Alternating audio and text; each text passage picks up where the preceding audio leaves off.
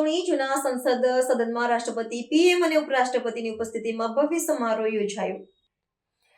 આજરોજ સમગ્ર દેશમાં બંધારણ દિવસ, સંવિધાન દિવસની આદર અને ગૌરવ સાથે ઉજવણી કરવામાં આવી રહી છે. દેશના વિવિધ રાજ્યોમાં અનેક સંસ્થાઓ અને સરકારી કચેરીઓમાં નિમિત્તે વિશેષ કાર્યક્રમો યોજવામાં આવ્યા છે, જેમાં બંધારણના નિર્માતાઓ ખાસ કરીને ડોક્ટર બાબા સાહેબ આંબેડકરને શ્રદ્ધાંજલિ અર્પણ કરવામાં આવી રહી છે. આ વર્ષે બંધારણના સ્વીકારને 76 વર્ષ પૂર્ણ થવા જઈ રહ્યા છે, જે ભારતીય લોકશાહી માટે એક ઐતિહાસિક સીમાચિહ્નરૂપ ઘટના છે. રાષ્ટ્રીય સ્તરે આ ઉજવણીનો મુખ્ય કાર્યક્રમ નવી દિલ્હી સ્થિત જૂના સંસદ ભવન એટલે કે સંવિધાન સદનના ઐતિહાસિક સેન્ટ્રલ હોલમાં યોજાયો છે. આ ગરિમાપૂર્ણ સમારોહમાં ભારતના રાષ્ટ્રપતિ શ્રીમતી દ્રૌપદી મુર્મુ, ઉપરાષ્ટ્રપતિ સીપી રાધાકૃષ્ણન, વડાપ્રધાન નરેન્દ્ર મોદી અને લોકસભાના અધ્યક્ષ ઓમ બિરલા સહિતના મહાનુભાવો ઉપસ્થિત રહ્યા હતા.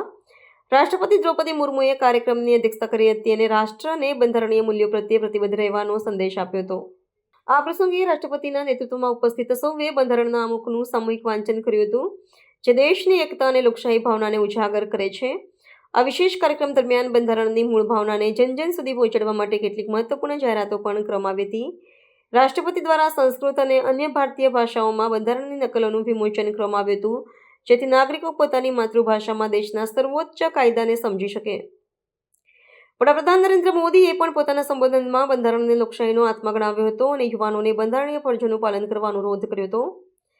આખા દેશમાં શાળા કોલેજોથી માંડીને ગ્રામ પંચાયતો સુધી વિવિધ સ્પર્ધાઓ અને ચર્ચા સત્રો દ્વારા દિવસની ભવ્ય ઉજવણી કરવામાં આવી રહી છે.